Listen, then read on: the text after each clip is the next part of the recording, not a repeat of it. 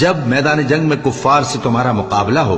تو ان سے پیٹھ نہ پھیرنا، اور جو شخص جنگ کے روز اس صورت کے سوا کہ لڑائی کے لیے کنارے کنارے چلے، یعنی حکمت عملی سے دشمن کو مارے یا اپنی فوج میں جا ملنا چاہے، ان سے پیٹھ پھیرے گا تو سمجھو کہ وہ اللہ کے غضب میں گرفتار ہو گیا، اور اس کا ٹھکانہ دوزخ ہے،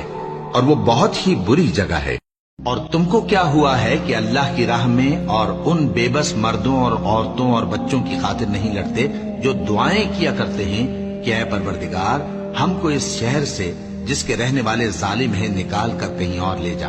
اور اپنی طرف سے کسی کو ہمارا حامی بنا، اور اپنی ہی طرف سے کسی کو ہمارا مددگار مقرر فرما۔ جو مومن ہیں وہ تو اللہ کی راہ میں لڑتے ہیں، اور جو کافر ہیں وہ شیطان کی راہ میں لڑتے ہیں، سو تم شیطان کے مددگاروں سے لڑو اور ڈرو مت، کیونکہ شیطان کا داؤ کمزور ہوتا ہے۔ اے جہاد سے ڈرنے والو،